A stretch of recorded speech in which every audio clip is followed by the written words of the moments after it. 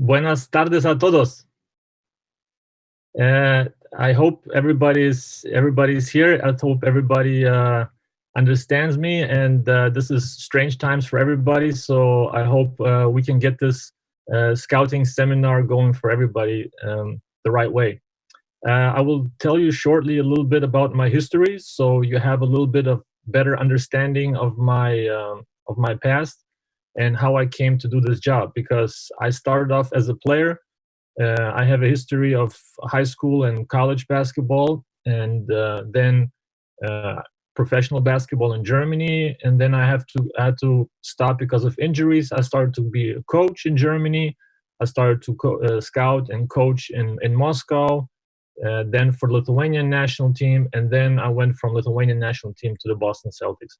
So in Moscow, I was working for CSKA. For those who don't know, and it's my scouting history started a little bit before that. The first time I was introduced to scouting was in college. That's when the first time I received reports and video scouting reports by our coaches. Back then they had two cassette recorders, like VHS, and they had to play on one and record on the other one, rewind and record again. So it was very interesting to see how they were doing it.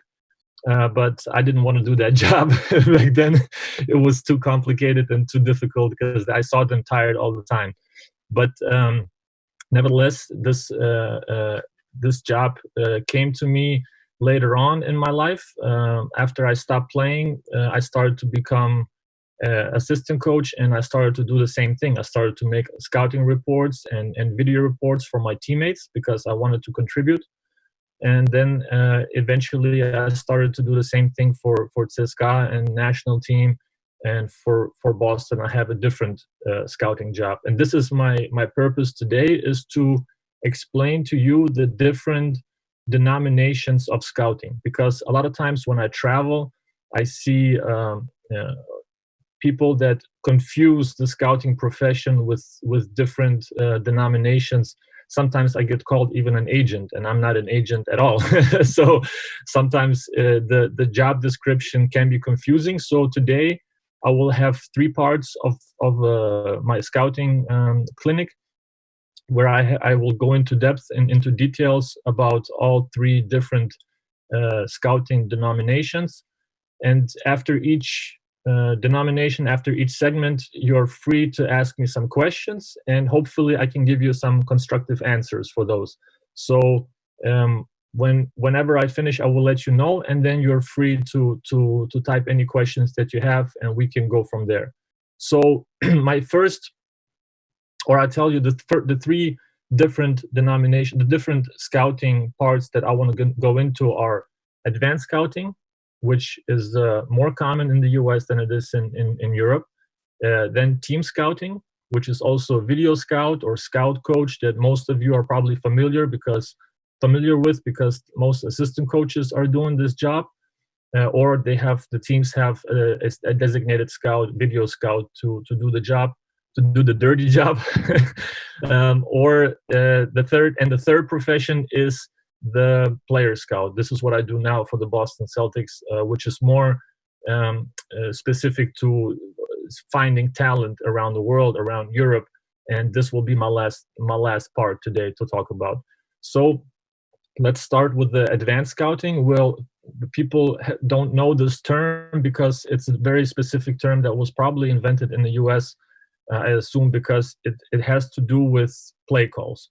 And because the budgets in Europe don't allow for a long staff, the luxury to have a long staff, in the NBA it's more common, where every team has one advanced scout to travel around the US and travel to watch the teams play, to collect all the information, all the play calls, all the defensive system and principles, and report to the staff back in Boston and Philadelphia, or wherever the advanced scout is working. So this is what I was doing at CSKA my first year, and I think I was probably the only one that was doing this job in Europe, because no other team could afford at that time to let a scout travel to different cities around Europe to scout the next opponent. Let's say next week we play Barcelona.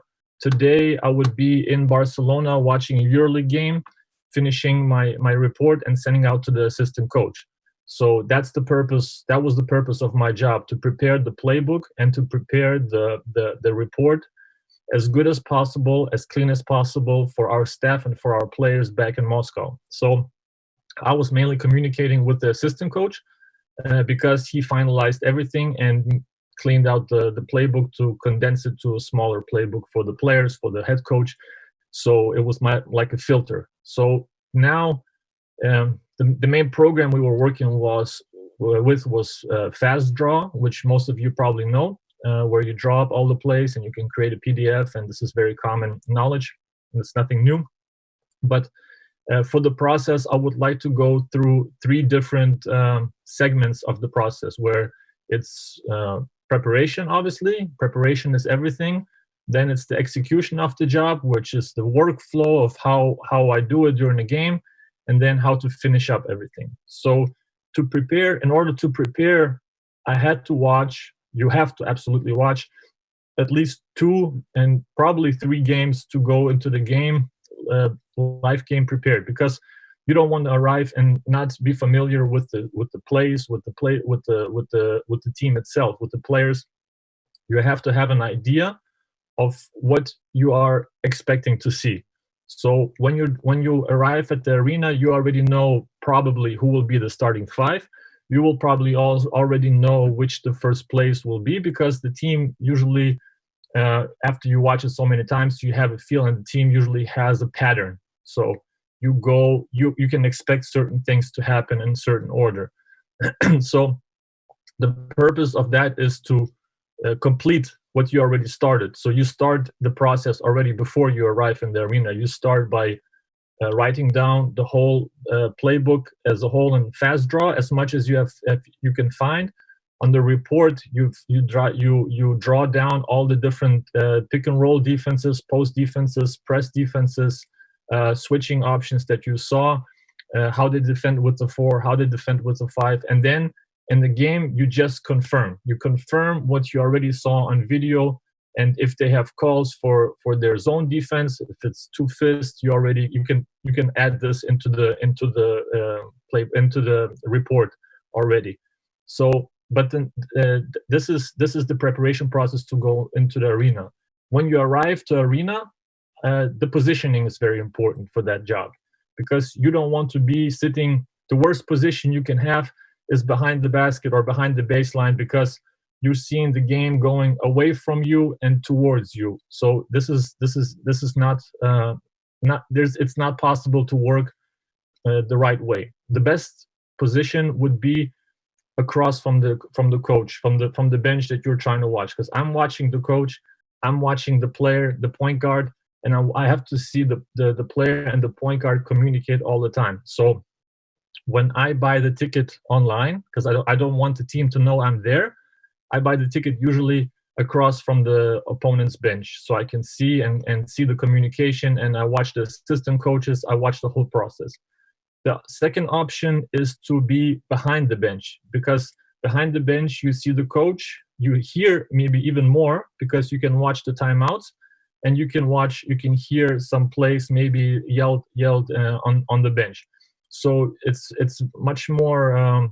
That would be the second option. That would be probably where you can familiarize with the team the best.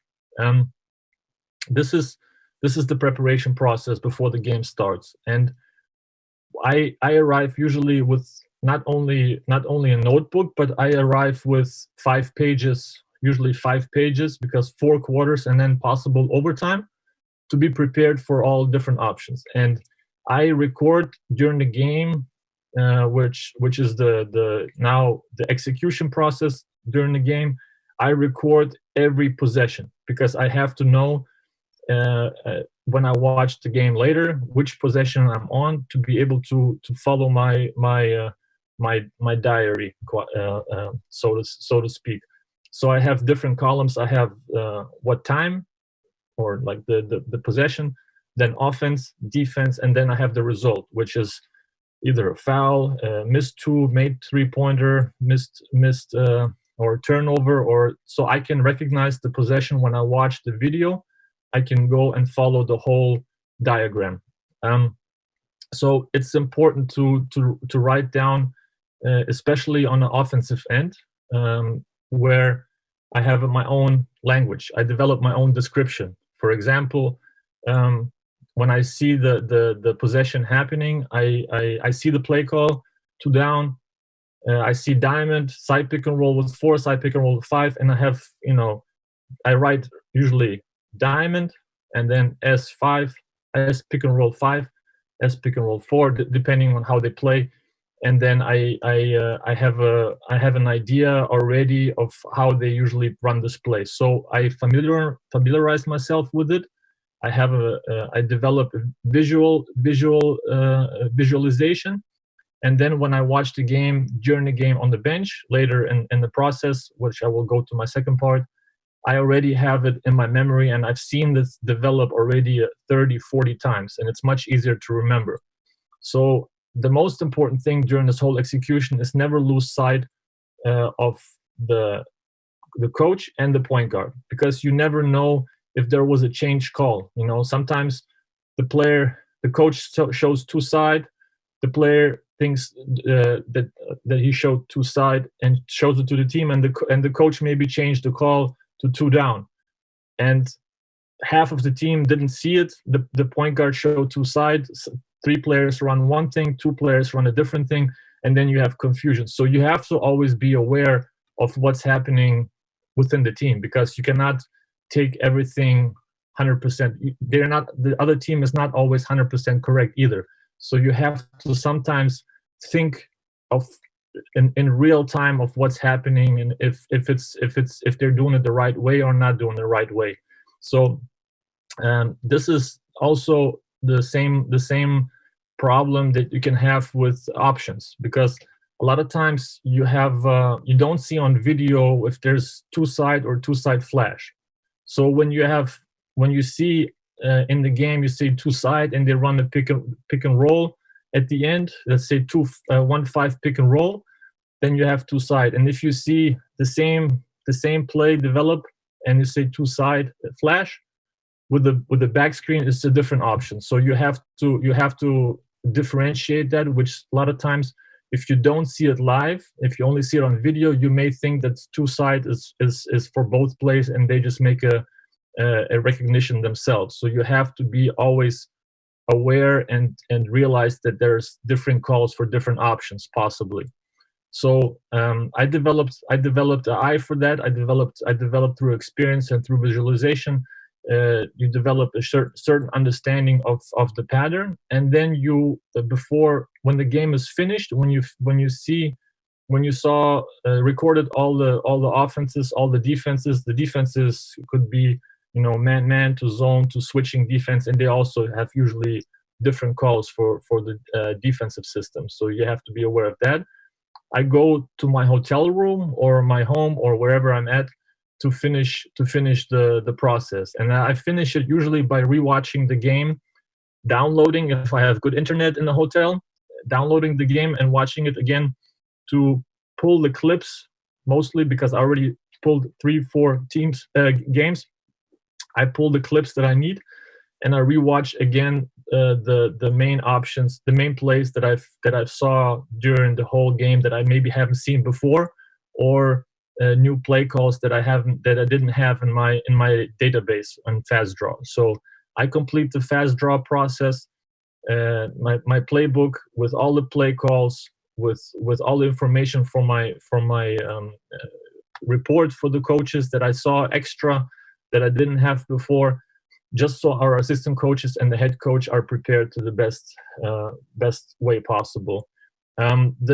What I have to remember, or what you have to remember, is when you're scouting the highest level of coaches, if we're talking about Messina or Obradovic, you always have to understand the purpose of their calls, the purpose of their offense, the purpose of their system, because it's never going to be the same from game to game.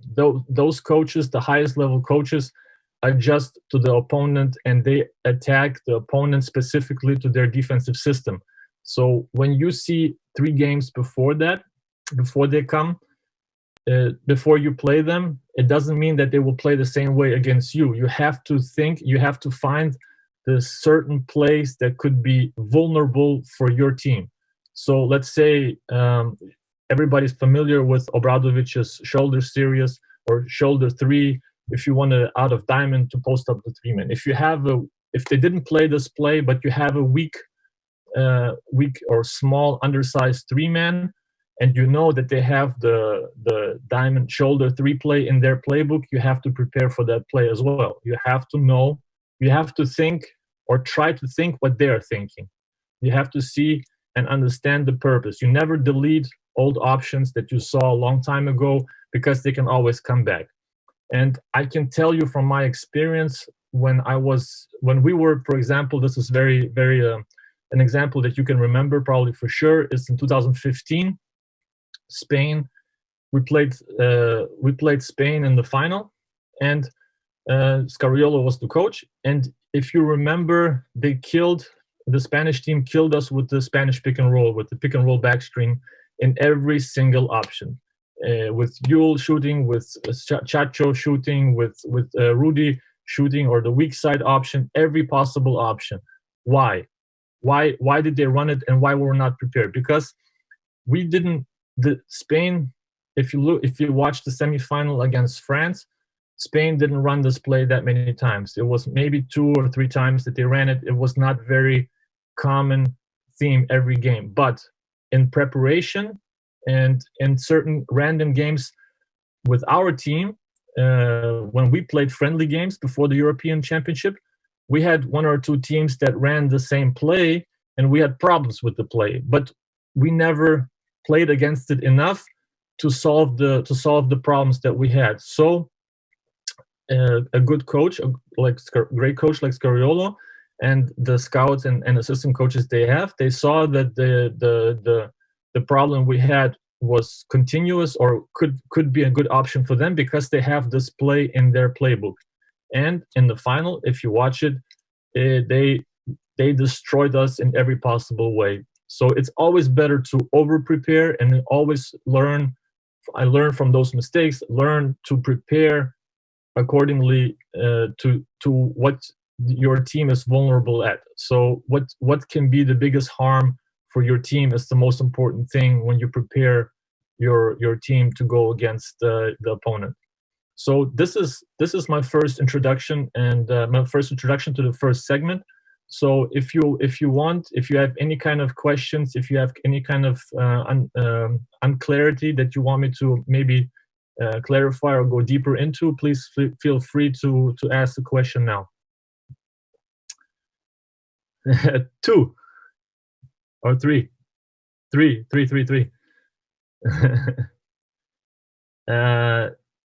David asked me, "Hi Benas, an adjective to define advanced scouting could be spying your opponent. Does the club you are scouting agree with your job? Did you have a bad situation doing this job in the past?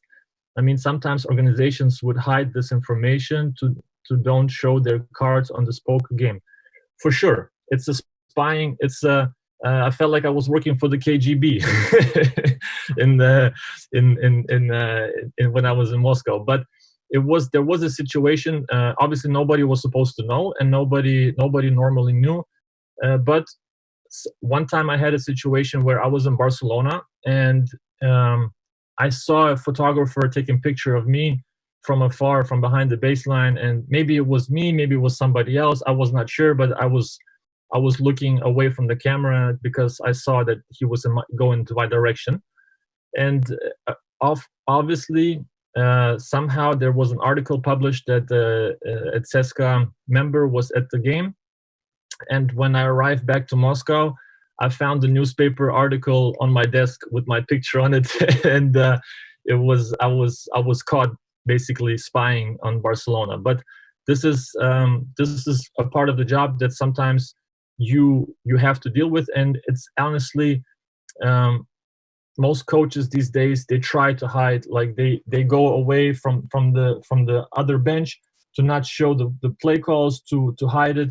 So you always have to be careful. You always have to be aware. But in the end, you try to do the best job possible, and obviously, without the better for the other team not to know that you are there. If they find out after, that's okay. They can change some calls, but in the end, if they change calls, they confuse their own team more than they confuse the other team. So I think that most teams are aware of that, and they don't take much notice about it.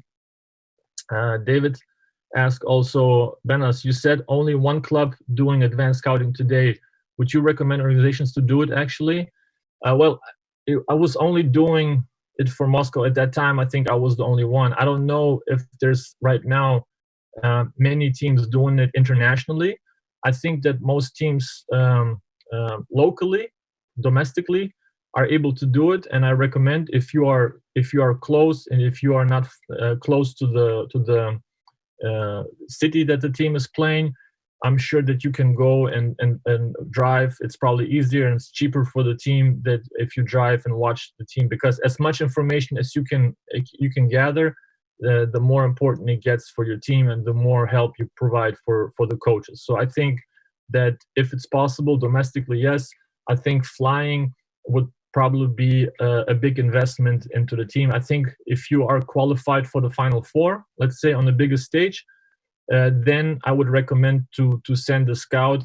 And I can say that for example, when we've qualified for the Final Four in Milano, I saw also the Maccabi scout in the stands in Moscow. So I was aware that he was there because I know him.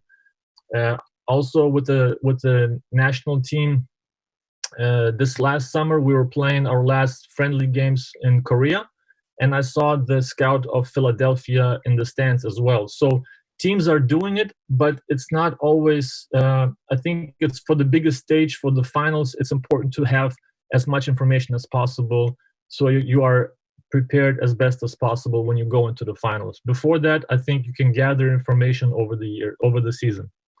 Another question by David.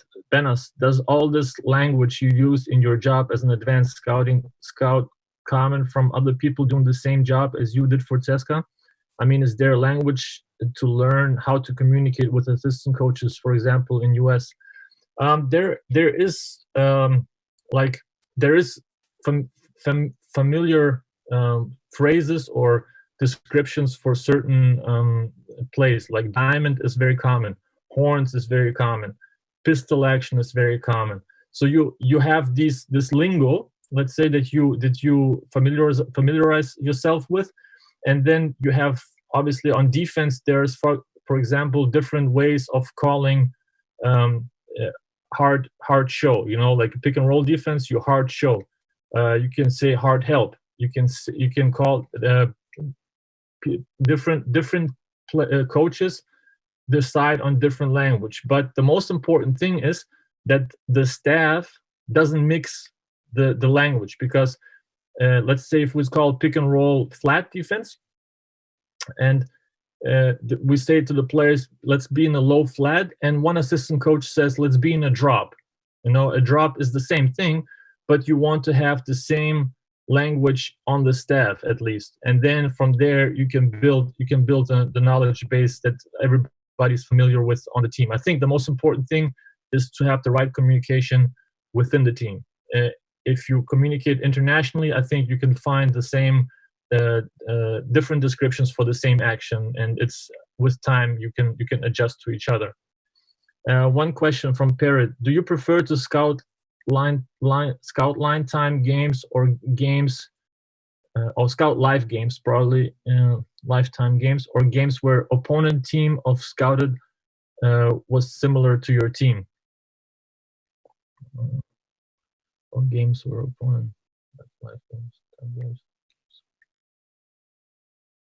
I don't understand the question. Sorry, Pere. To scout line time games or games where opponent team scout. I understand. I like to scout the teams that play similar scout the games that play similar to our style, because it's more comparable for sure. But sometimes you don't have a choice when you have 3-4 games that you watch beforehand that they play differently, and it doesn't make a whole lot of sense to apply it to your. The most sense of that was to collect the play calls and to see different play calls, but it's a much better, if you know the teams in your league and you know the teams well, it's a much better way to scout if you can find teams that play similar style to you, similar pick and roll defense, similar post defense. That way you can apply the plays and you can apply the play calls to your system. This is probably it requires a knowledge of the league that you're playing and the knowledge of the coaches that you're going against to know which teams, which games to scout. Also, it's important to watch important games. It's not important to watch as many games where the team won by 40 points or 30 points. You will not see many interesting things unless you are just collecting new play calls and trying to find clips to use for the to see player tendencies.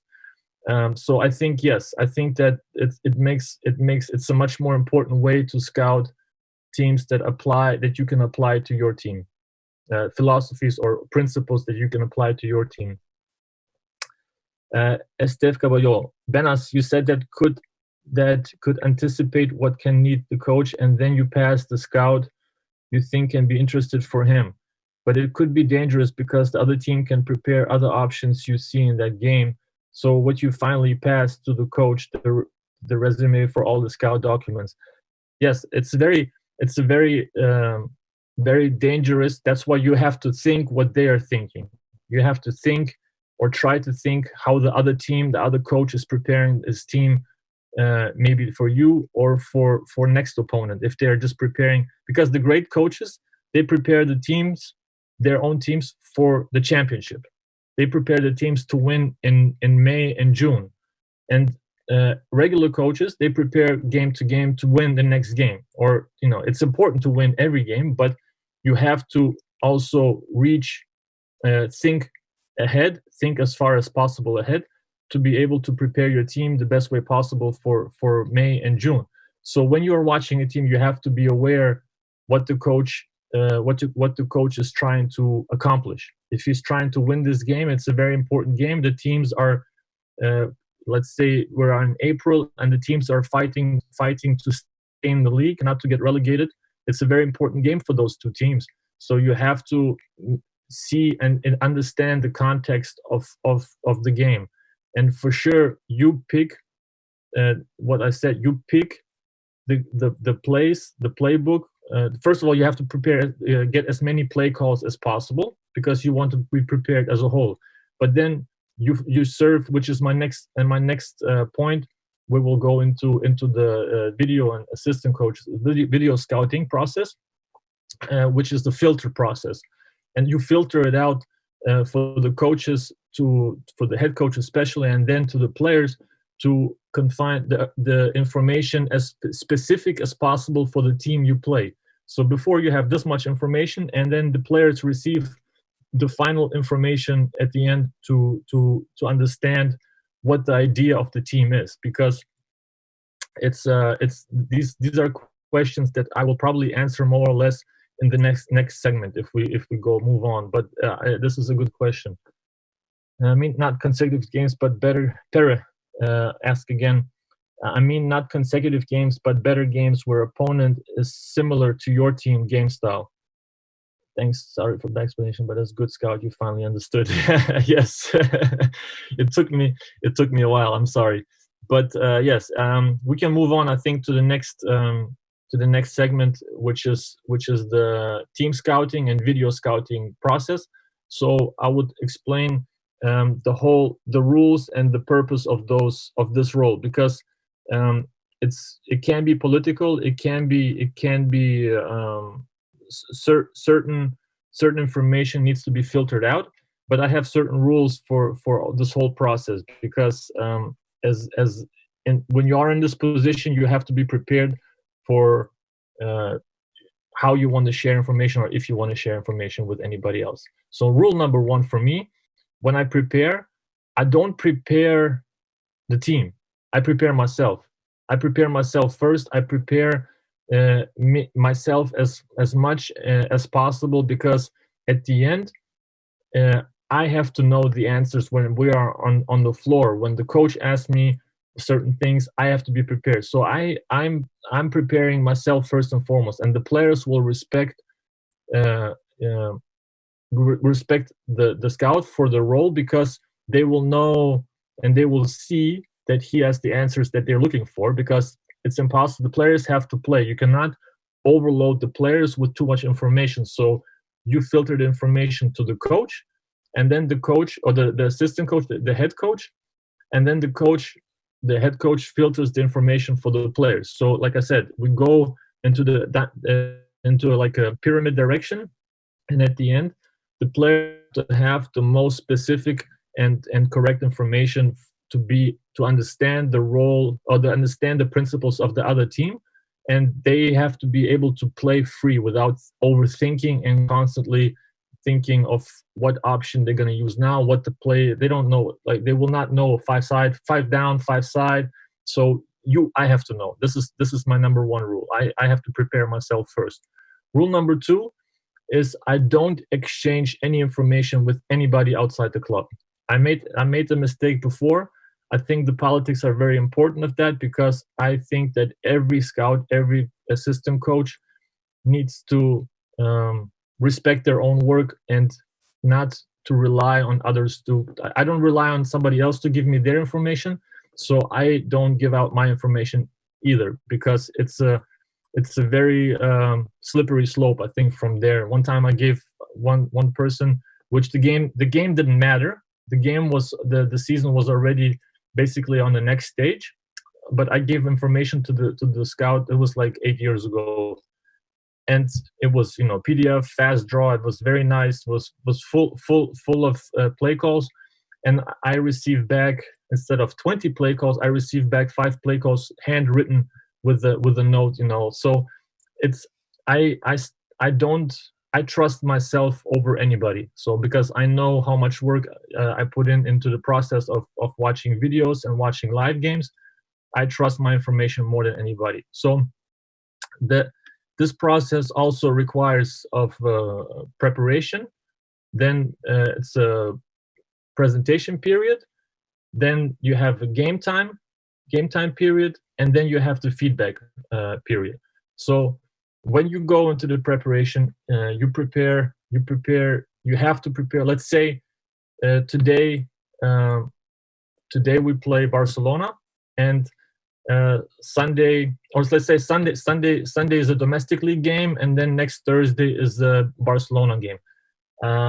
When the Sunday game is over, I have to be ready by Sunday. This is my deadline to give the head coach all the information he needs for the next opponent, because he will watch the game of Sunday, and then he will start preparing the team on Monday for Thursday. So you have a deadline to prepare everything for that game on Sunday for the coach to be ready to prepare the team in practice.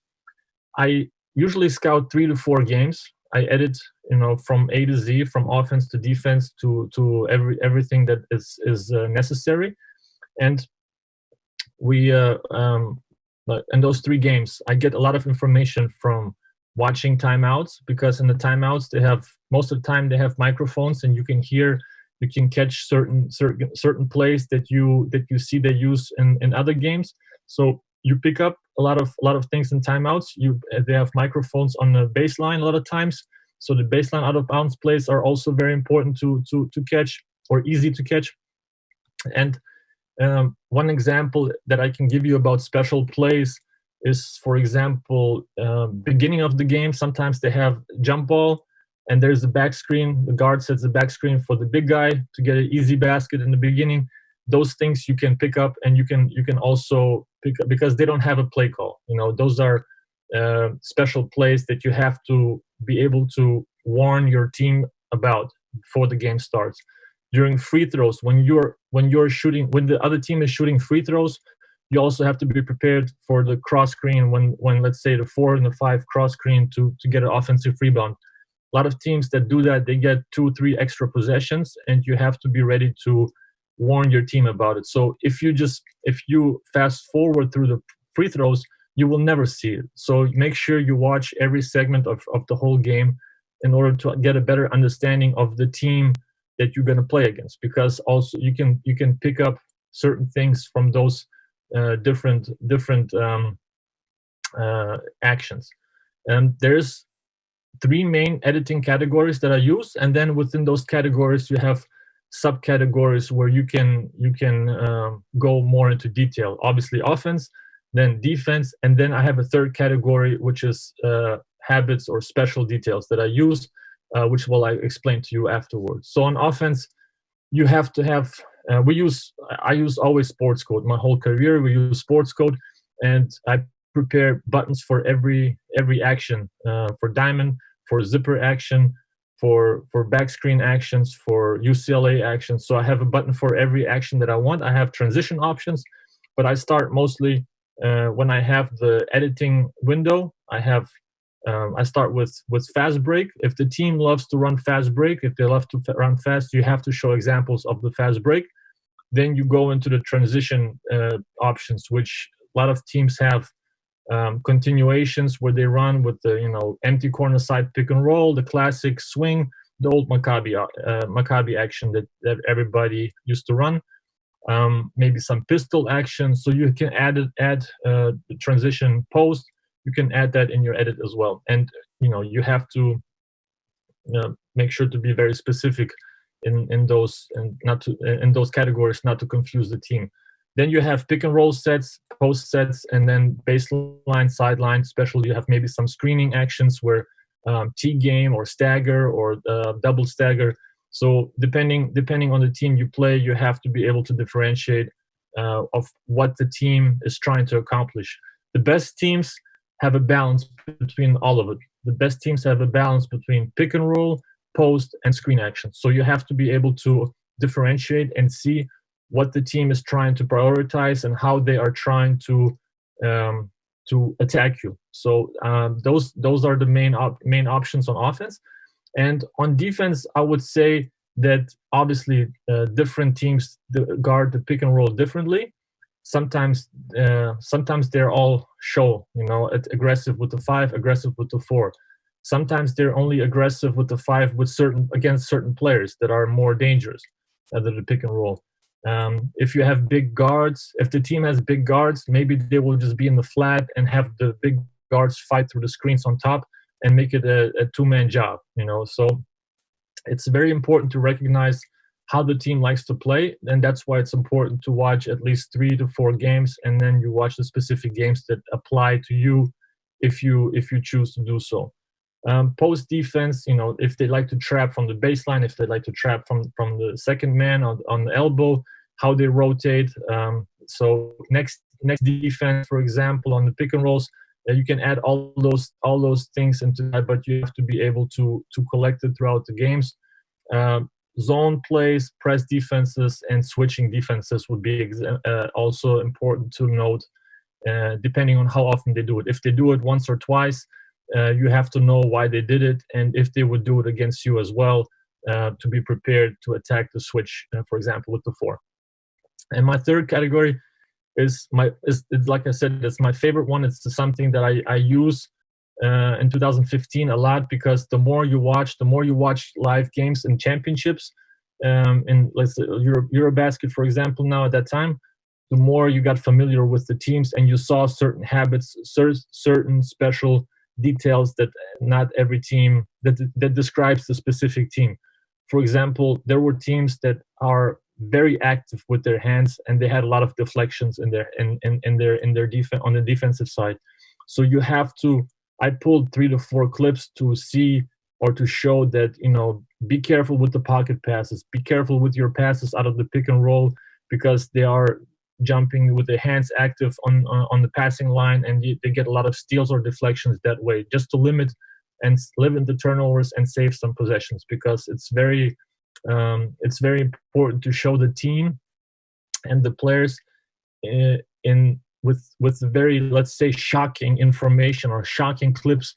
If a team, for example, is very physical or they play dirty, you show 2-3 clips where somebody throws an elbow or somebody falls to the floor, and maybe to prevent injury. Or flopping.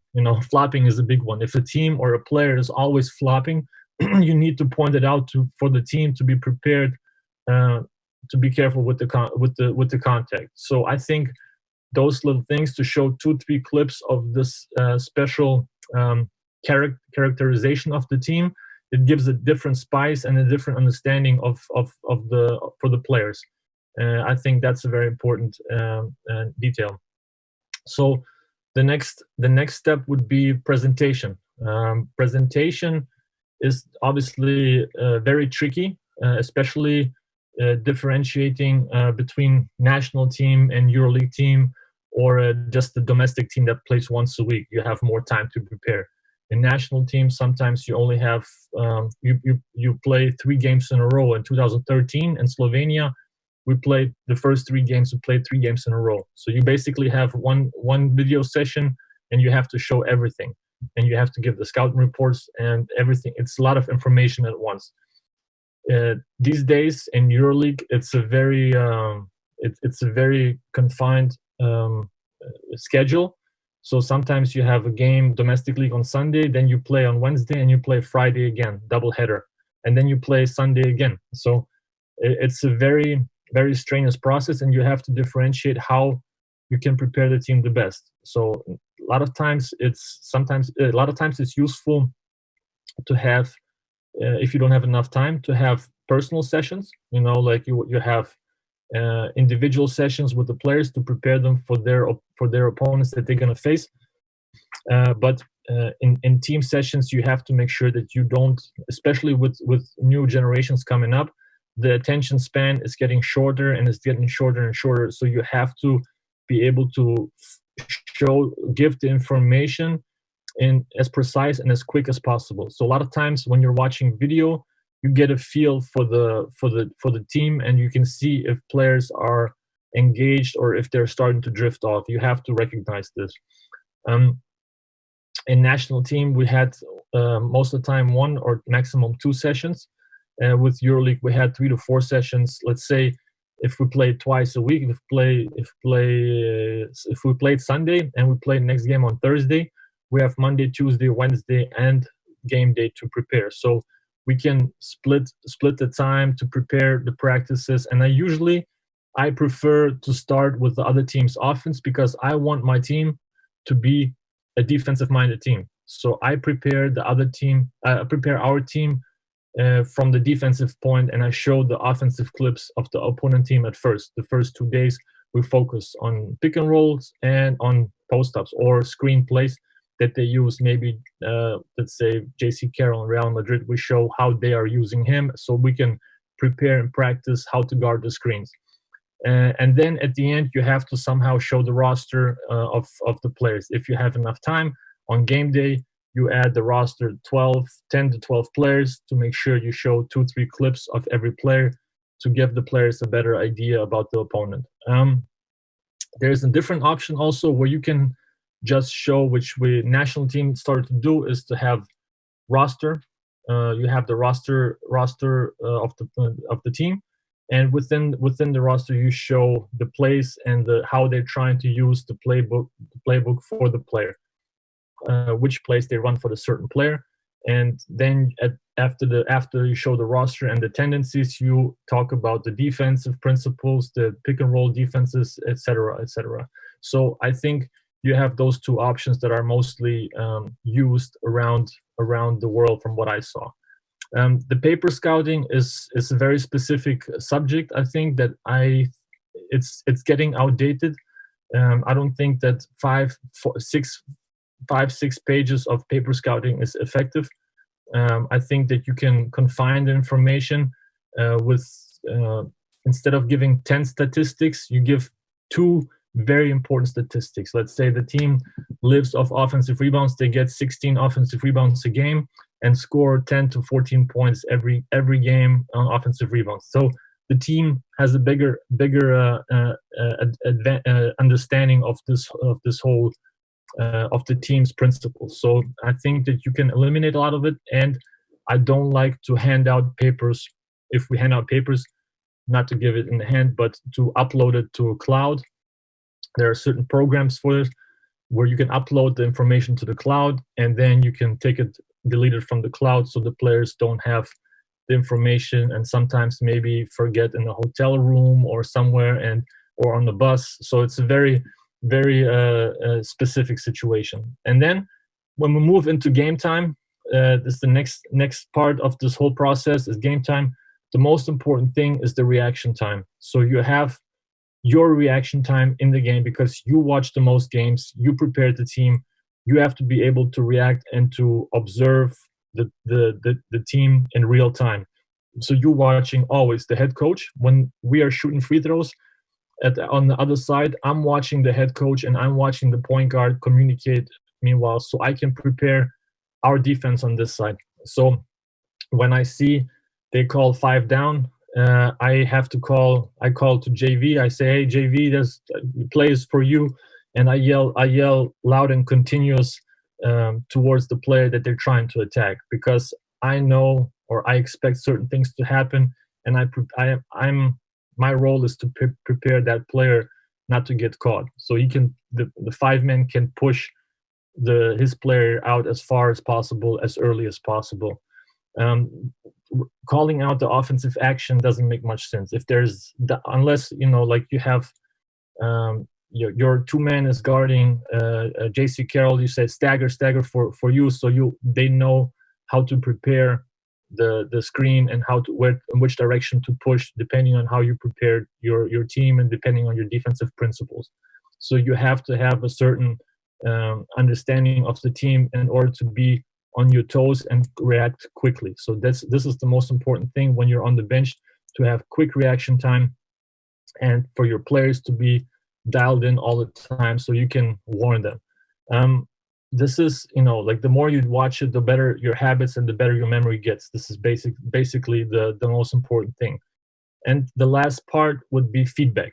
So feedback is obviously after the game, when you are before you start preparing for the next team, you have to somehow finish up the process of the last game. So after the Sunday game on Monday, if there's not a day off on Monday, you go back into the gym and you finish before you start on preparing for the new team. You finish with one feedback session with several key points, and I would say not more than 5 to 6, 7 minutes maximum, to make your point clear, to show where the biggest mistakes were made, which way we struggled the most, and then at the end to show some good clips, what we did good, of how we can continue to work on and to build on for our team in the future. And in the US, in the NBA, it's very common to do individual sessions, individual clips, individual video sessions with the player,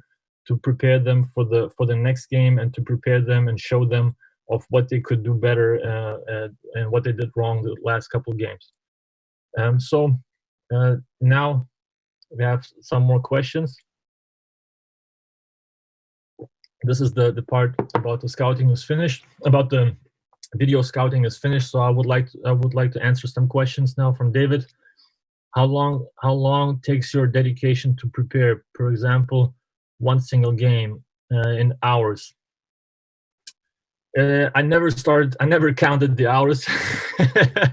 It was very difficult to count the hours, because more or less per day. Let's say the first time I edit the game, it probably takes 3 hours for one game in the beginning, 3 to 4 hours, because the first time I'm watching a team, I want to be very clear of what I watch. I want to be clear of who I'm preparing for.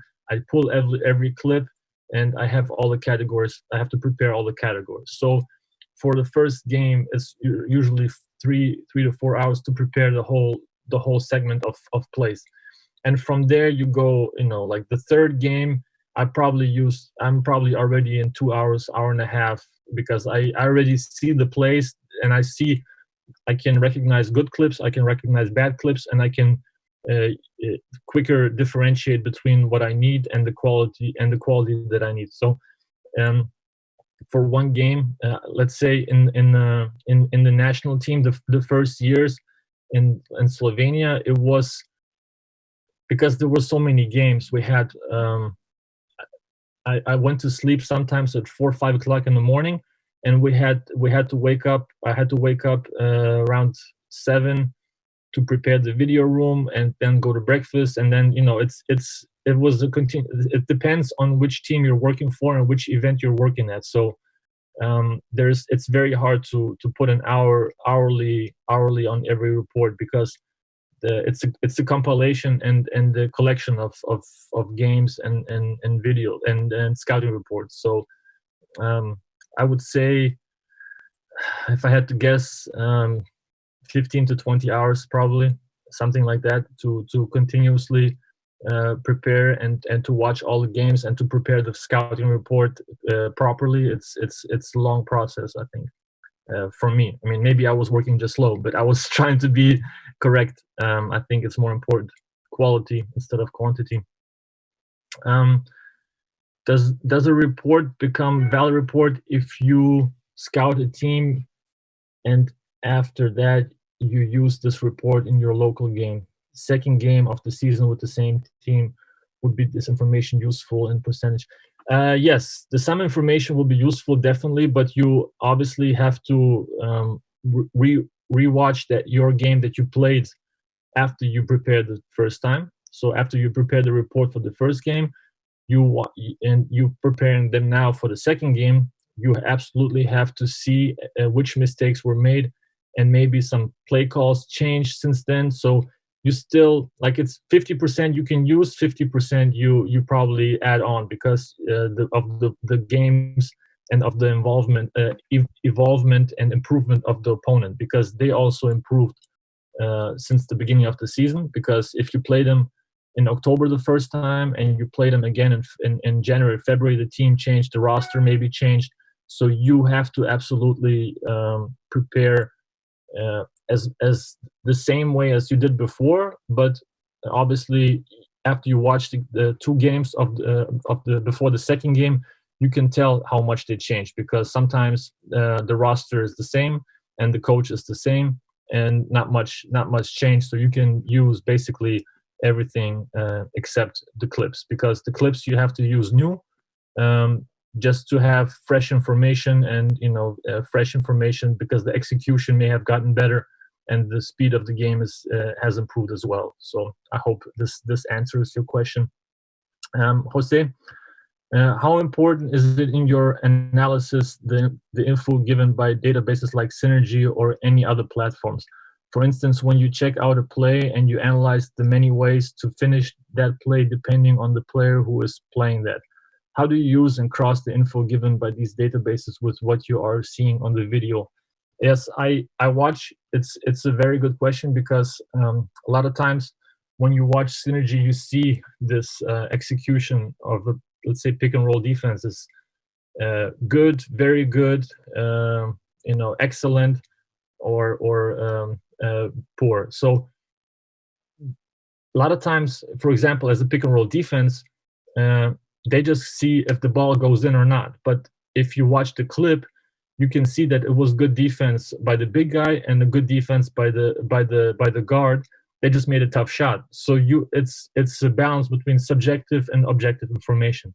You have to be able to analyze and to see if it was a good job that was being made by the defense, or if it was just a horrible job by the guard, and therefore you cannot use the clip. So you cannot take the percentages just for granted and take it as they are. If we're talking about offense, you see of which opponents the clips were from, and from that point you can apply or not apply them to your team, because you're probably playing different defense on your end. So the clips or the execution of those clips is not relevant for your team. So you always have to be have to have the balance between subjective and objective situation. Subjective and objective balance is key in this analysis of the clips on synergy. But generally, you can find, and the more clips you watch, the more you understand of what's relevant for your team specifically. Another question, I hope this was the right answer or a good answer you were looking for. Pere, plays or structure, what do you prefer to present to players? Again, the habits are, for me, key that you can collect over the course of watching the games. For sure, you have to have, it depends from coach to coach that you're coaching against, of what they're how they're building their offensive system. If they have many plays, like with Xavi Pascual, they had over 90 plays. You cannot show that many plays. You decide on which plays you want to show specifically for your teams or your vulnerable spots of your team. So you choose the plays you want to show and take it out of their structure to make it applicable to your structure, to your defensive principles. So you can find ways that they could you try to think for them of how they could attack you. Structures are important because it defines a team, but the plays, obviously you don't want to have a robotic presentation where you just show the plays and the players are supposed to remember. You try to present the big picture and have a balance between the big picture and the details of the plays, because every coach has a different philosophy and every coach has a different way of preparing their team. So I hope this was clarified more or less for you, Pere. I think that's it for this segment.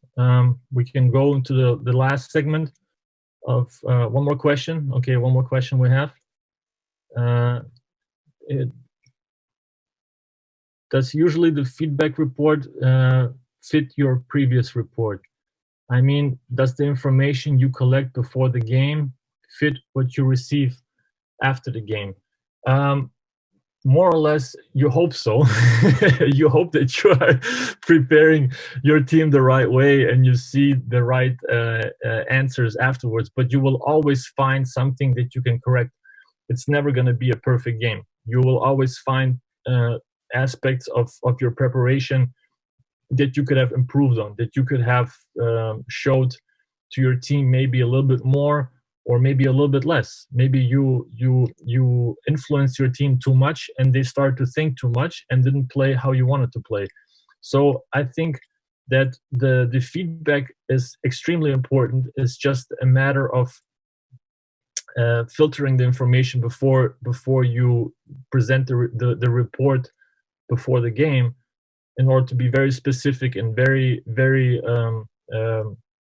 specific and very precise with the filter, as you remember. So afterwards, you have less worry of the problems that you had, because let's say you show, the presentation is 35 minutes and you show 30 plays, you're gonna have to correct 20 of those plays. So you want to be very specific with the information you give before the game. So there's only specific parts of what you want to correct, of your defensive principles, for example. When you should be worried about how you execute, how precise and how specific, how good were you defending screens, how good were you defending pick and rolls, and the plays at the end. If you have the principles on defense and plays, the plays or the playbook that you present to the players should not matter that much, because in the end, it's the principles of your of how you prepare and how you want to defend ball screens, how you want to defend off screens. So you can always find we showed 5 down and you didn't guard 5 down. That's not the way to coach or to prepare the team for the championship. You want to show. You will always find things that you can correct depending on the players or the team that you played. So you can always find it. It's just that matter of your initial report of how good you prepared and how specific you were with your rules and assignments. So I hope this was clarified as well. Okay, now next segment is what I do now is player scouting, and it's talent scout, player scout for the Boston Celtics. You can it's described as international scout because we are scouting all across the globe outside of the U.S. And for me, the main two segments are draft prospects and free agents. So those are the two segments that when we have to prepare for the draft, but we also have to prepare for the free agency or the summer league afterwards, which normally this year it will not happen, but normally generally on a regular basis, we prepare for the certain dates to come into place with the process. So the draft prospects would be the first thing, and a lot of those things can be applied to the free agents as well, because you have to certain things you see, they will stand out. So as I will continue, you will see. First and foremost, we have to recognize the physical tools that the player has. And I usually start scouting when they're 16, 17, because they're eligible for the draft when they're 19. And I haven't scouted many 13, 14-year-olds just because I think for European clubs, it's more interesting for them to develop them early.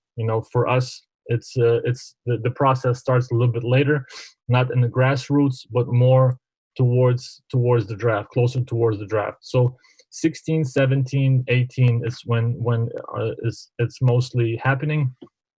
And you look for the physical tools. You look for length, what the wingspan is, how far their arms go, like how wide their shoulders are, how high the reach is when they're standing flat-footed, without shoes. How high can they reach for big guys especially? You look for the frame. How skinny are the calves? Like can they gain much more weight? Can they be stronger? How much bigger can they get? Positional size. What size do they have for a point guard, for a big guy? How much are they going to grow? And all those things are considered natural gifts that the kid is given by nature, and hopefully you can work and develop on that in the future. The skill set is something that you have to watch for next, because you have to know what impact the player has on the team, what impact the player has in the game. What does he do? What's the most important thing that the player does that makes him special? So is he a great defender? Is he a great shooter? Is he a great point guard with vision, with passing skills? Is he automatically does he have a special skill that can make him special on the highest level? How does he differentiate from others? Is he going to be a star player, or is he going to be a role player? Like you want to see and be able to define those positions early, and then you start looking into the next layer of principle of draft prospects is the natural talent. So the natural talent is more about the details. It's more about how purposeful. What's his feel for the game? How naturally does he feel or understand the game? How purposeful does he work on offense? Does he drive to the basket just because he drives, or does he drive with the purpose so he can pass? So he can pass to the corner. Does he drive to draw the defense to him to make a play for others? On defense, does he just block shots, or does he play with the offense? Does he think what the offense is thinking? Is he able to go back and fake like he's not guarding and then block the shot in the last moment? So on defense, you look if he's thinking for the offense. On offense, you're looking if he thinks for the defense and he plays with the defense. So you have to be able to see and understand if the player understands, if he is able to think deeper and play with more purpose. Does the kid have a leadership? Is he a vocal leader, or is he more a leader by example? What kind of personality does he have on the floor? those things are very important to be able to recognize with time if the kid can play a bigger role on a team, or if he always will be a role player and executor. So you have to be able to look for those details while you're watching the game.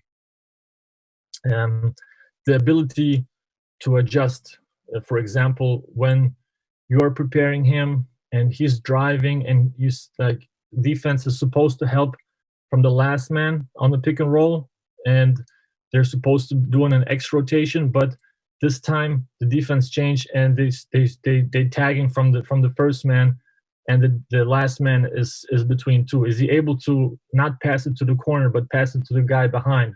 Is he able to recognize, and when he drives baseline and the defense shifts, is he able to recognize where the help is coming from, and if there's a change of a defensive principle?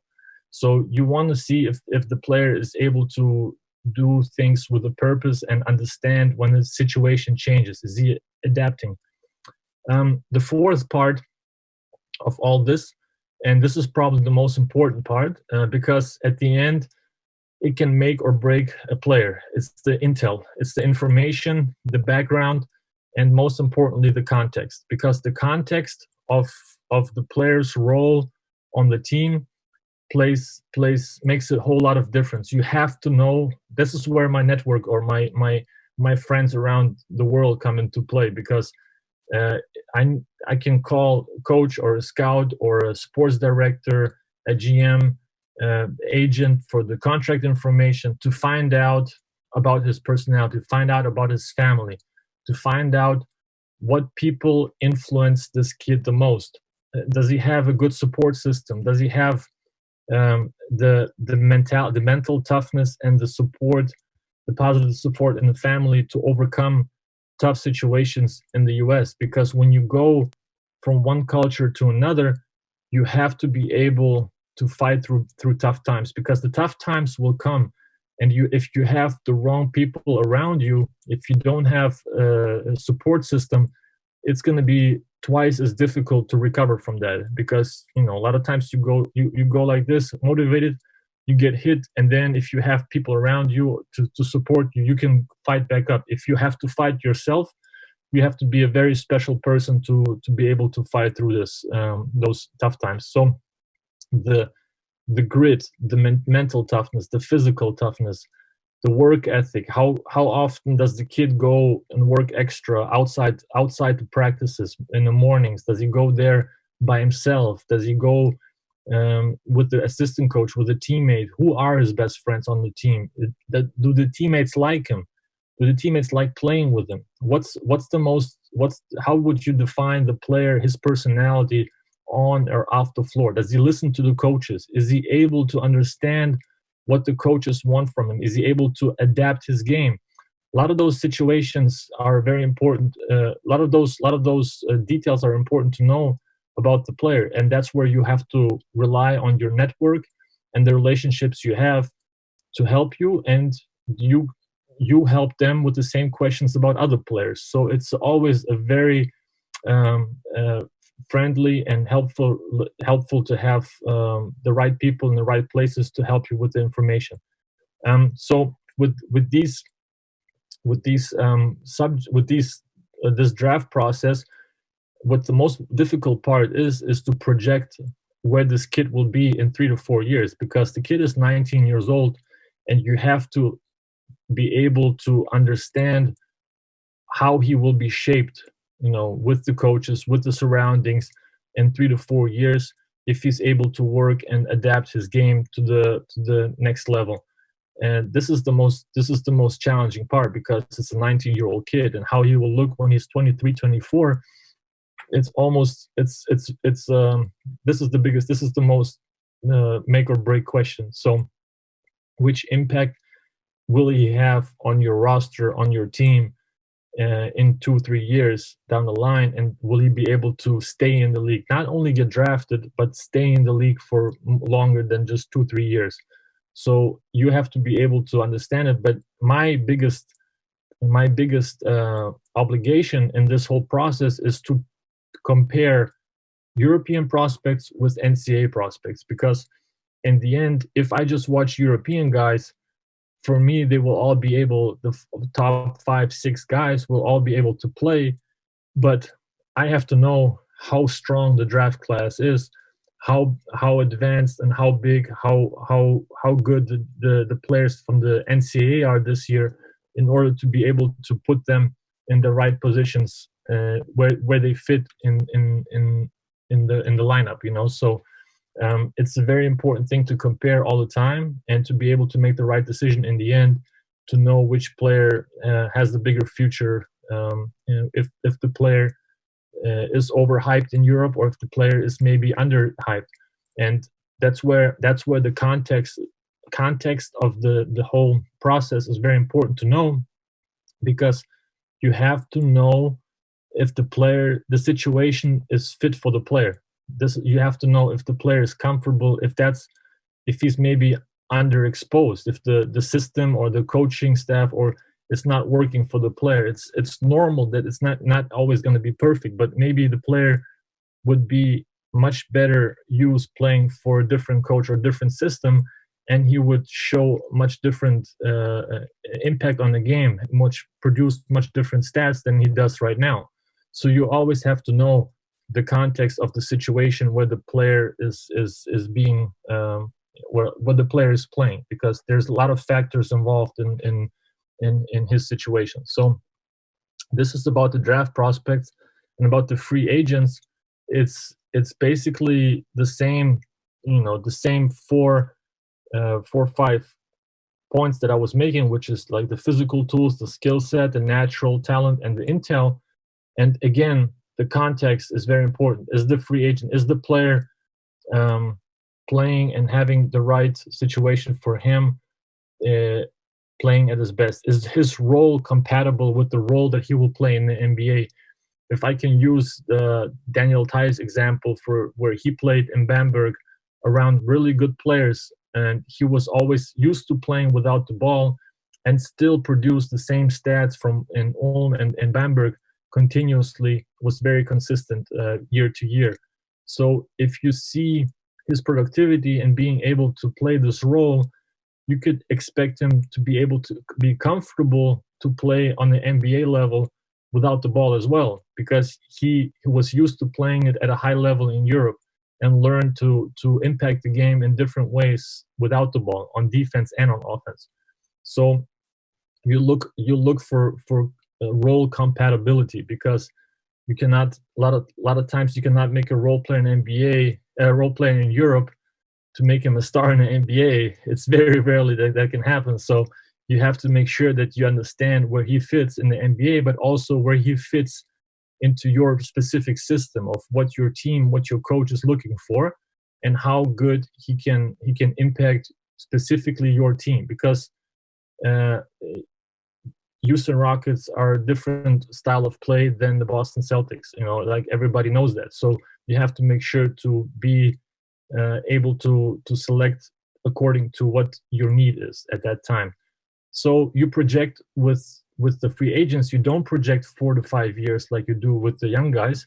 You project 1 to 2 years of giving half a year of adaptation period, more or less, because the player has to adjust to the speed, the player has to adjust to athleticism, the length. So there's a small adaptation period in the first year, where you have to calculate this in to help the kid or the guy to understand that he's going to be a good player down the line, but it's going to take him some time to adapt. And some guys adapt quicker, some guys adapt longer, but projection is mostly 1 to 2 years at the most. So those are key points for the free agents and for the drafts. And my day-to-day life on this job is very different from normal day-to-day jobs, because I learned that there's no routine. So when I'm at home, I try to create a routine. I try to watch a lot of video at home. I try to email and call, do emails and calls in a certain part of the day, WhatsApp messages all the time. If there's a local game, I go to a local game. I network a little bit. and you always try to find a balance when you're at home, because when you're on the road, there is no routine. There's hard to find a routine. So when you're at home, you try to find, or I try to find, a place where I can feel comfortable on a day-to-day basis, where I go work out, I do certain things at a certain time, and then when I'm on the road, it's basically go all the time. You know, from taxi to airport, from airport you fly, you take a taxi to the hotel, hotel to the gym, and you go for a meeting, you go for dinner, you go for a coffee. It's always something that's happening when you're on the road. So you always have to be able to adapt to the situation, and most importantly, be able to work on the road as well. Work on the plane, work in a hotel room, be able to be flexible all the time with the phone calls, with the WhatsApp messages. You always have to be available, because there's many different things that are happening in the basketball world throughout the season. So you have to always adapt to the situation, especially if there's injuries in your club.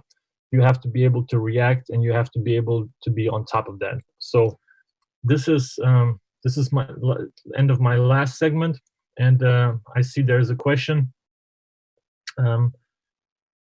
Does usually the feedback report fits your previous report? No, this is not. This is something. No. There it is. Okay, I saw now. Who is the most complete physically and mentally talented athlete you work with and joined to the Celtics organization during these last years? I would say that Daniel Tice was the most impactful player, but again, I'm not saying that I was responsible for bringing him. I'm saying that I was probably the person who watched him the most, but there was a lot of people in our front office that also liked Daniel, and we all were very, very supportive of the idea to sign him. So it's a collective agreement to sign somebody. At the end, there's one decision maker, but there's a lot of voices in our office. So yeah, this is somebody probably that was the most impactful so far from Europe. Who is your example of top drafted players during these last years in NBA? I mean, as a complete athlete and franchise player. I cannot talk much about other players or names by law, so I have to skip this question. What is the main characteristic a player should have to be playing in the NBA in the safe zone? I think that the main characteristic is to be able to adapt to the situation of what the team needs from you at that time. I think the mentality is the most important thing, because you have to be able to adapt to the team, to the role you're given. And if as a rookie, especially if you go out and you don't defend your man, you will not be able to play. So you have to go out and first of all be able to defend your man, and not be a minus on the court. So when you're doing that, you gain the confidence of the coach, and then on the offensive side, you will find ways to contribute as long as you continue to get better. So, and that's the second thing, is I think that you have to have the work ethic to get better, because when you get to the NBA, it doesn't mean that you're an NBA player. You have to be able to get better. So the work ethic, the continuous application of your continuous work on your mindset, continuously working on creating habits on a day-to-day basis, and being able to grow as a player and as a person when you get to the league. So mindset of being adaptable and work ethic, I think, are the two most important things. How long time scouting agents are working with players before the draft event, training sessions before the draft, 1 week, 2 weeks? A long time scouting agents are working with players before the draft event. The agents are working with the players a long time, but the events now, like this year, we have to eliminate, because this is a special draft preparation process, because there's no workouts, no drafts, combines, nothing. So if we take the previous years, it's always been, like the workouts start usually in April, and then they go all the way until June when the draft begins. So there's probably a 2-month preparation period after the season finishes to be able to prepare for the draft. But the work for that period has to have been done before. You have to have had a good season or a good career up until that point in order to be deserved to be invited into a workout, to be deserving of a draft pick. And I think it's a collection. It's a years in process. So I think those things are not just 1 week or 2 week things. Steve Caballol, Benas, I have 2 questions. What is the biggest difference between the top high school player and the 18-year-old European player who plays in the best leagues? Is the same sought for recruitment in the NCAA as in the NBA? It's a good question, because again, the context is very important. In Europe, an 18-year-old kid has probably experienced a lot more different coaching styles and has different habits. There's a lot of criticism lately or the last years about the AAU system in the US, where the biggest point of criticism is probably the competition, where you have to be able to play to win.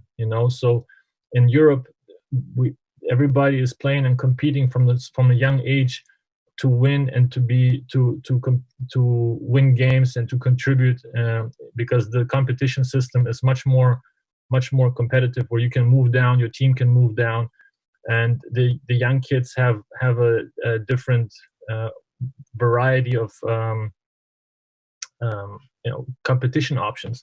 In the US, it's basically high school or AAU, and the biggest difference is probably in the fundamentals that they learn, because they play a lot more games in the US, and therefore a lot of players tend to hire now personal coaches, and don't create the right team habits. Let's say in Europe, I think there's a lot more earlier involvement in teams tactics, team fundamentals, defensive rules, defensive philosophies. So a lot of that gets exposed early in Europe, and you have a much more bigger preparation period, and in terms of philosophy and tactics when you arrive to the pros. So the NCAA is obviously the number one recruitment or scouting opportunity, because it's the biggest system, it's the most sophisticated system in the US, and you always have the best athletes and the best prospects there. But like in Europe, you still find players that could play in the NCAA as well, and the question is how impactful they will be at that level. But I think that the NCAA is the number one scouting platform for the NBA. Pep Santa, how is the process of selecting which players scout and when? Which players to scout and when? Do you have a list of players and you decide when to scout them, or do you have a schedule of each day you do this or that player? You collect the names throughout the years before they are eligible, because you watch the under 16s, you watch the under 18s championship. So the best prospects are usually in those events already. So you create a list through that process. You create a list by talking to your network and making sure that you have all the names in let's say an Excel sheet to be able to be organized and to know who to follow. And then once you have the names, the more games you watch, the more you can prioritize, and sometimes you add new players in because you see different competition systems, you see more players, you add the names early, and when they're eligible for the draft, you already have a collection of players throughout the last 2 years when they were 17, 18 years old, and you have been following them for 2-3 years up until the draft. So you have a list. I have a list that I have prepared and been adapting or adjusting to every year. Some guys move out of the list, some guys move in the list, and you're constantly adjusting depending on how many games or who you watch and where you're watching. So it's a constant evolving list. It's not, the list is never finished, and the list will always grow or shrink. It's always evolving. I don't have, like I said, I don't have a schedule or a routine, because the schedule and routine is different from each time, if I'm on the road or if I'm at home. So I try to make a schedule for my own purpose of being organized, and I watch the games. After the weekend, you have some box scores to watch, so you have to make sure you check all the box scores from Saturday, Sunday games. Then you start preparing. Monday is usually a more slower day, because not many domestic games are happening. Most games start internationally on Tuesday, Wednesday, Thursday, like the Champions League, the Euro Cup competitions.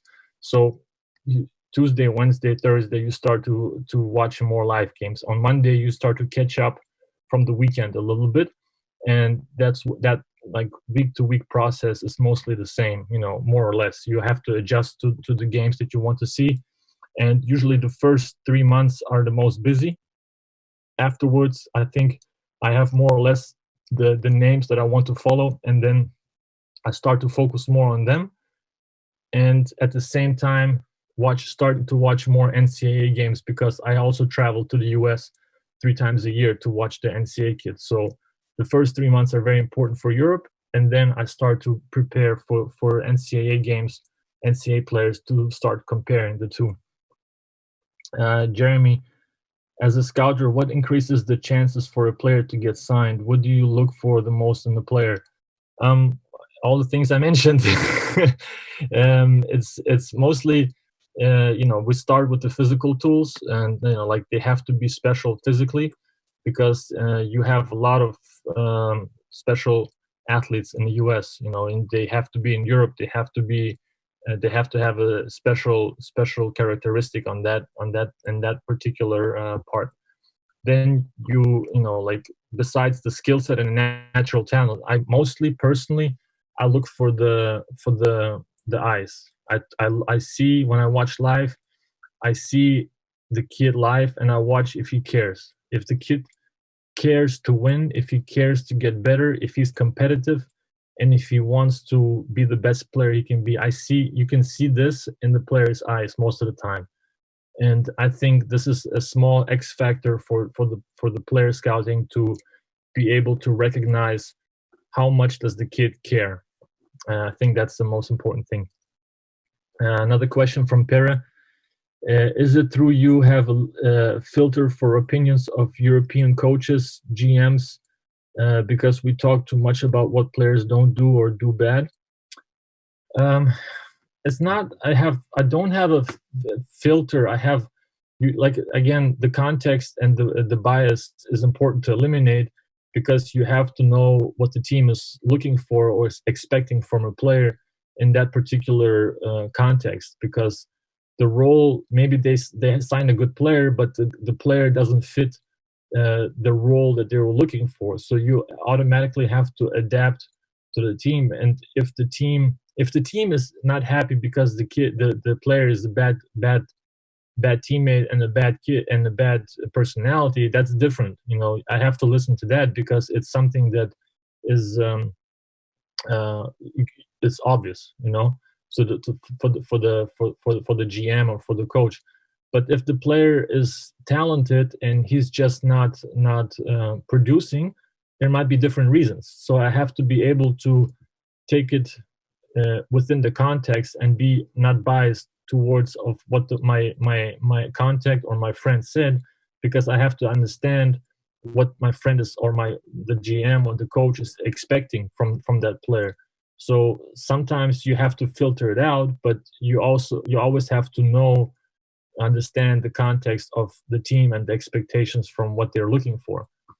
I hope this was comprehensive enough.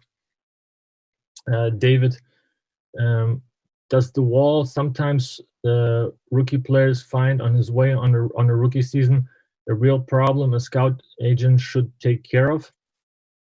Does EU players feel the wall as US players do? Yes, scout agent. There is no scout agent in this business, only scouts. Agent is for the player to represent. So this is this is something that will be clear, I think, with experience. So every player, I think, hits a rookie wall. Also, European players, because they're players in the end. And like I said, there's adaptation period in the NBA.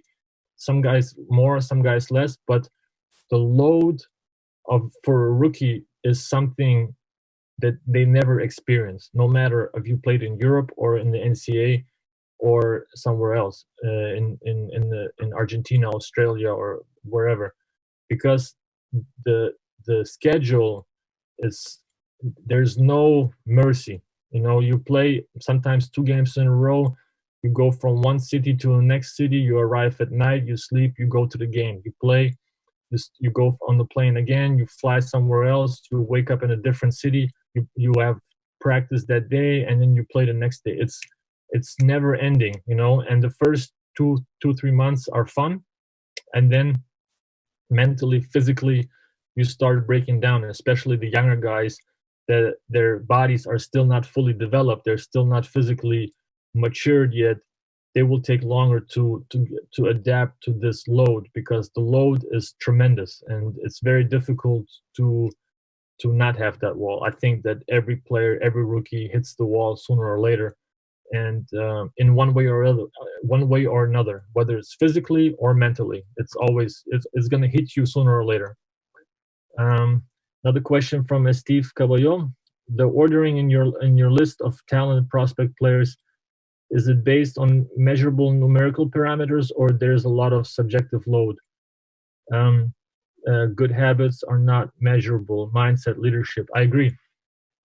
Very good question. It's very subjective to me. You look for the general talent, like I said, the natural talent, the physical tools. You try to see, sometimes the European prospect is maybe not necessarily showing in Europe, but maybe his style or his tools fit better in the NBA. So you try to be also NBA adaptive, because I'm scouting for the NBA, and you have to make sure that these are the guys that will work in the NBA, because there's some talented players in Europe that will probably not be able to play in the NBA, probably, but you will never know at the end. You take the most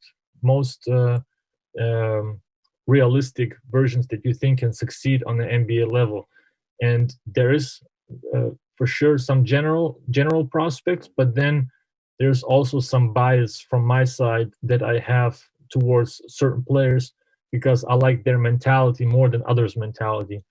And there's always some guy that will maybe choose player more talented, but I will choose probably the player that's more mentally tough, or maybe more reliable as a worker, and will improve. So there's a subjective bias in my list, because it's my list.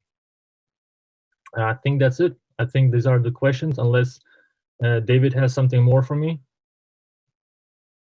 No questions from the other viewers. One more.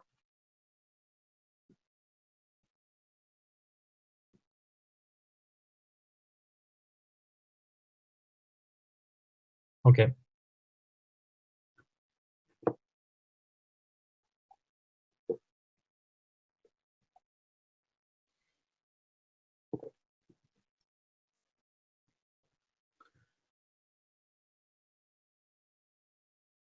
Okay, Pervin 1965. Pervin 1965. For coaches to know, how many flights can you take during 1 year?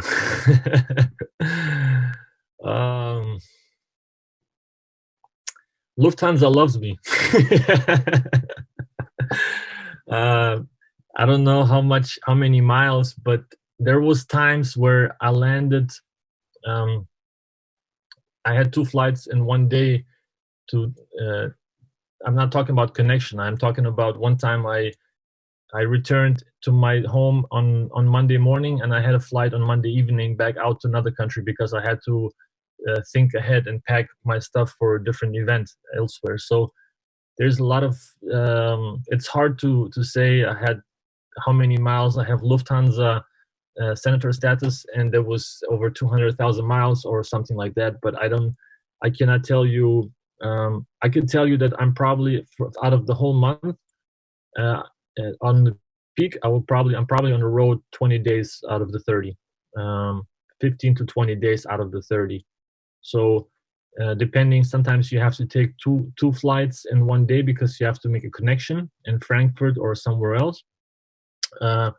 Or you have to fly 3-4 times in 1 week because you have to go from one place to another to catch couple extra games. Because if I fly Thursday to Barcelona, I check if Madrid is playing on Friday as well, and then I check if there's domestic games on Saturday, Sunday that are relevant and interesting to me, and that's when I make a collection of flights and trips, so I'm more productive. But like I said, the first 3-4 months are more intense, and then it usually goes down from that.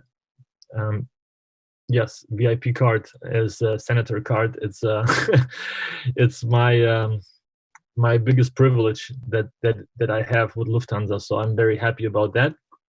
I don't know how it will turn out with this virus for the future. Maybe I'll have to start over, but it's been very I would say relaxing to not fly and to find balance being at home. So basically 70% of my life changed in the last 2 months because I'm at home now 100% of the time.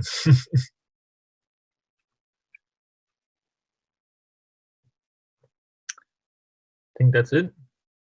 One more. Just for them to know, it is not easy to be scout. Just you spend long time anyway. Yes, it's a more difficult job than people think. A lot of people probably think that you are traveling, you are always in Madrid, you are in Paris, you are in Munich, and you see different places. But honestly, you travel and you don't see much of the city. You see more of the gym, the bus, the taxi, the flights, and the airports. You see much more than you are seeing the gym, because in the gym you go for 2 hours, maybe a little bit early to see the kid shoot a little bit and to analyze, and then you go back to the hotel or you go meet somebody for dinner, and that's it. And you fly back to the next city. So I think the flying is very difficult after a long period. At first, it was very exciting. After that, it's more stress on the body. So it's much more difficult than people think.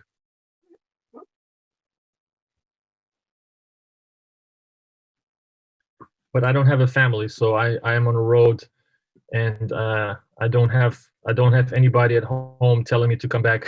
So it's a little bit of a different process. I think that if a married person or a person with or a father with kids at home, I think it would be much more difficult. So for me, I'm more flexible in that aspect. David, you are explaining about the flights you take in Europe. Are you flying regular to US in a year? I mean, you're working actually for the Celtics. Yes, 3 times a year. November, usually November or December, depending on the schedule. Then in March for March Madness for 2 weeks, and then on June I fly usually for the draft, to watch the workouts, to watch the interviews, and now things changed and I watch the interviews on Zoom online. So I don't fly. We don't fly anywhere. But usually 3 times a year I'm in the US and I watch NBA games live just to see the bodies.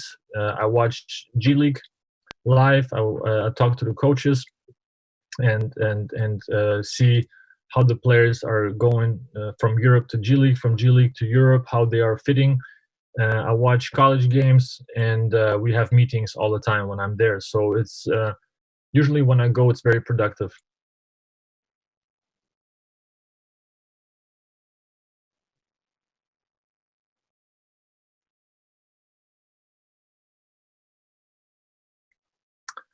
Okay.